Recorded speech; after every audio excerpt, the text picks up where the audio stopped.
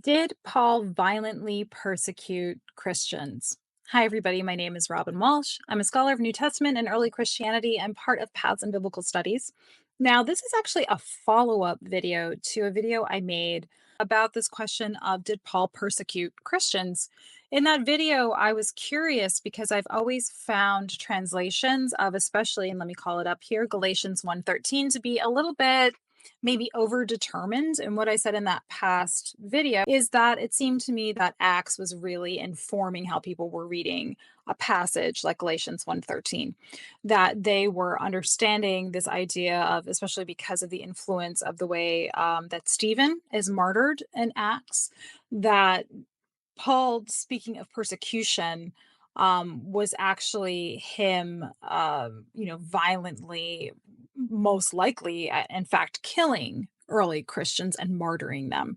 But that the Greek I thought didn't quite bear this out. So, we have a translation here that talks about his past time within the Jewish religion. I don't think that is correct. I think a period when he had a different point of view would be something more on par with what his intention is with that passage, but that how he, beyond measure, this is what literal English translation tends to say in something like the NRSV, I persecuted the assembly of God and ravaged it.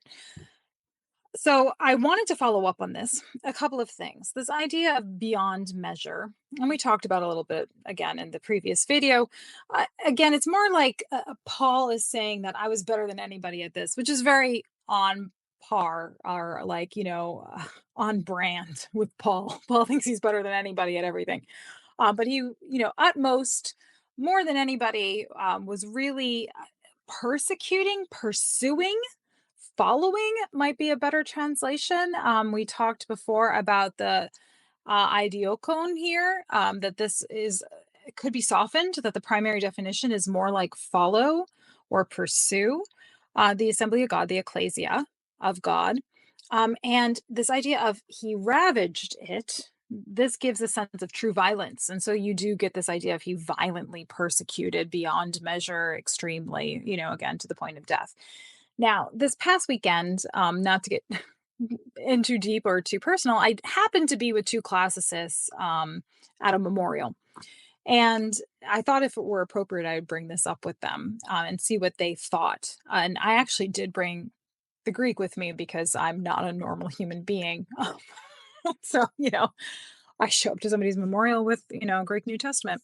But we were talking about this passage. And so these are two Greek professors who are not New Testament professors, who are just looking at the Greek from their very in-depth expert perspective. New Testament people, we learn Greek and, we're maybe really good at it at a certain point of time in our lives, but Koine Greek is not as hard as Attic Greek. It's not as we're not always trying to quiz each other on what kind of genitive something is, or like figures of speech and forms of speech.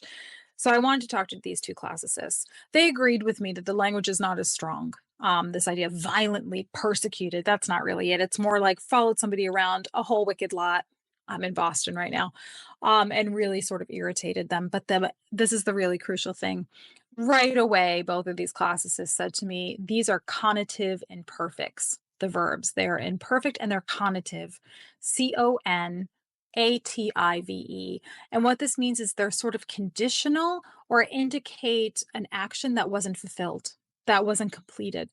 So when Paul ravaged it, the reason this is incorrect is that it's a conative imperfect, that it means he tried to do it, but he didn't.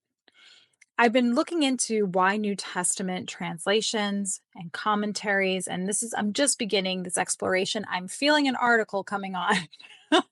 But I think there's such a commitment to this idea of the violent persecution on the part of Paul in something like Galatians 1:13, that people are ignoring the purpose of the conative imperfect, that they are not including that kind of unfulfilled aspect of what that verb is trying to convey.